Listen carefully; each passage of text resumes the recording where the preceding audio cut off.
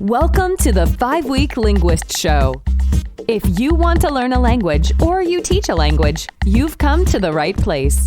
Join Janina each week for tips, resources, and advice for making engaging language learning happen anytime, anywhere.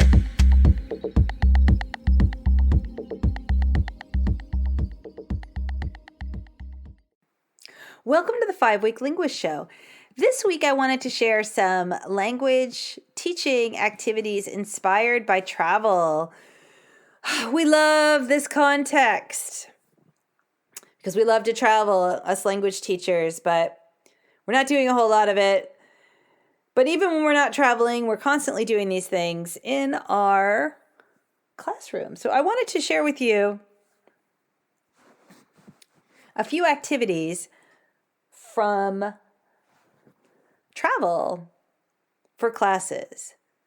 Postcards. I absolutely love using postcards, and I picked up so many of them during my travels over the years. And they were great to bring back and have kids write to each other. And now it's great because it can be a completely digital experience, and kids can really easily make their own postcards. I have a few activities that I'm going to link for you, some templates, etc. I have a PDF, a Google slide, and PowerPoints of Spanish-speaking countries. But you can even, get the Google slide and put in your own pictures. They're just templates, really, or they're ready to go if you want to use them. So what I normally like to do is write everyone's names on small slips of paper, and I write places from all over the world. And then, you pick a name from one place and a country from another, and then that's the place they visited, and then they write to the person they selected. And I usually give them really specific requirements on what to research. So it could be food, the sites, apartments, excursions. That way they're learning about culture as well. And they usually, they have to use those letter writing conventions, which is great communication practice, and also different tenses. So past tense. It's a really good activity for the past tense. Now, traveling reality, I absolutely love realia. I'm obsessed with realia. I always have been, because I think it's the real stuff that you're going to encounter. And I really like to expose students to it because it's usually very easy to understand. It's usually very comprehensible because it's really just meant to be something that's really useful. So, for example, a train ticket, right? It's usually very purposeful to tell somebody about a sale, a menu so you can order food. And I just absolutely love it. And I create a lot of materials out of that. And some of the things that you can do is create a scrapbook of realia for your class library. I think it's a really good free reading activity to do. And it's the kind of, again, that real life stuff that they're going to encounter.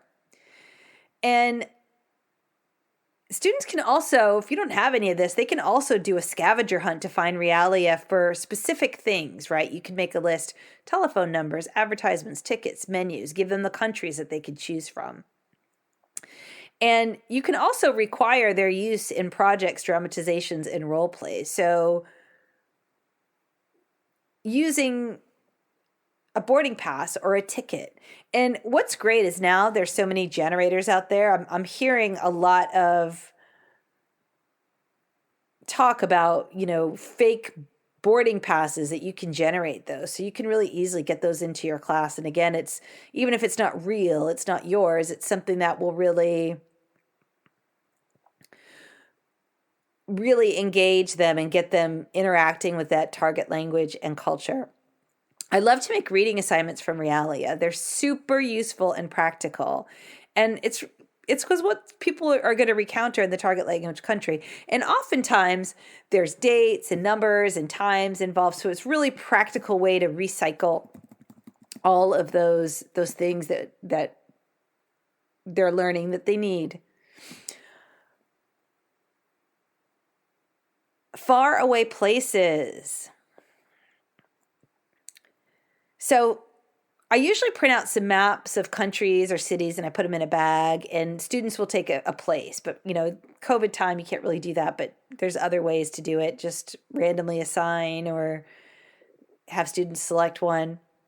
And they have to research 10 things, customs, meals, or whatever you choose from that place. And then they write a letter in the third person telling the class about I say the third person, they could tell about what somebody else did who's from that country in the third person, or they can do it from their own perspective. That works as well. And then again, they have to recycle that communication piece, and they need to be able to use, letter writing conventions, etc. And then we hang the letters up and include the photos. And I wanted to talk about a couple of great resources to find photos, right? Flickr is really good. And I love Pixabay as well. They're all free. So it's a great way. People are sharing photos all over the place that you can use in your activities. Suitcases. This is a really fun activity. So I love to use postcards or photos, and I just paste them. I got this idea from Deborah Blaz many years ago, and I've really expanded on it. So I take a piece of construction paper and you put the postcard on it, laminate it, and close it with a little Velcro hook. And then you can use this really at the beginning when you talk about, where are you from? They have to open up and they have to say where they're from.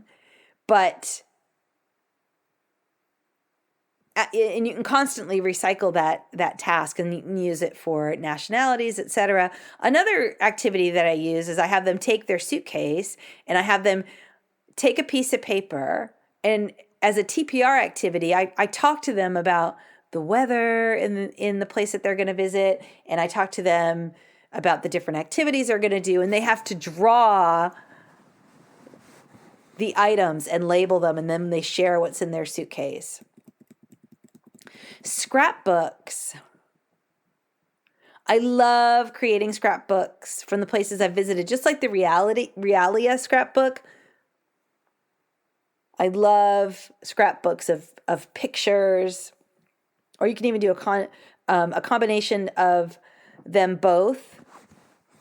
The students can even make a little scrapbook of their trip, quote unquote trip, on the wall. They can write a little narrative, put a picture up and write a little narrative about what they quote unquote did. I also like doing this on Google Slides, and then they can narrate them. When they're a bit more advanced, I love the, if I were activities. And this is another one I got from Deborah Blaz, but I've sort of adapted it over the years. If I were, right? There's so many contexts that you can use this in. And I really like to do a presentation. If I were. So everyone picks a place in your target language country, and if I were from that place, and you give them some really specific things that they have to find out, right? Where would I live? What would I do? How many hours a day would I work? What would I be eating? Give them about 8 to 10 things, and then they actually make a presentation. If I were, I would. That answers those questions. And then everybody gets to learn something about the target language country. It's really great. Again, Deborah Blaz, she did she's written a few books for foreign language teachers. I read this many years ago. She had a poem that she did in her French class. I thought it was really clever.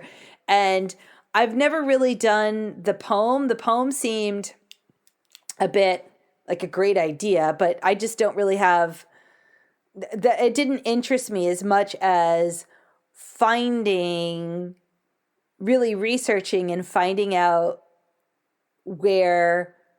what's happening, what would life be like in these different countries, and that for all the students to be able to pick a different place and share that. I thought I really, really like doing that better. But the original idea of If I Were came from her. And then planning a trip. Hopefully we'll travel again sometime, but planning a trip, whether it's real or imaginary, is a great activity for your language class. I don't know what sort of activities students can do on, depending on where you work and what the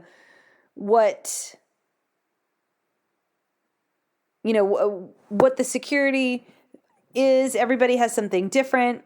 So Pinterest accounts, I really love Pinterest because it's a search engine, right? So you can make different boards about different parts of your trip. So like, let's say you're taking a trip to Paris. So restaurants in Paris, hotels in Paris.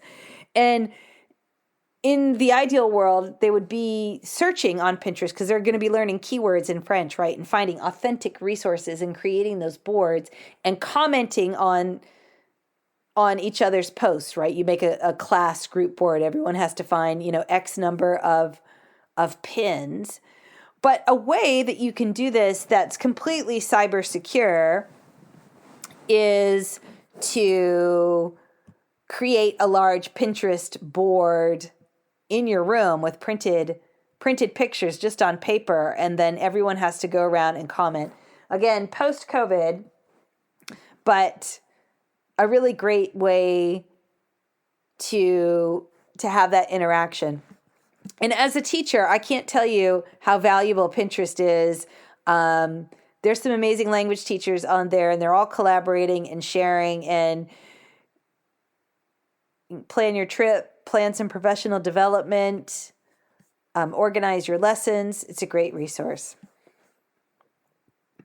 So I hope you found these activities useful. I'm going to provide some links for you to make those fake boarding passes, as well as some of my ready-made materials. So if you want to have a look. Until next time. Thank you for listening to the 5-week Linguist Show with Janina Klimas. Join us each week here and visit us at reallifelanguage.com/reallifelanguageblog for more resources for learning and teaching languages.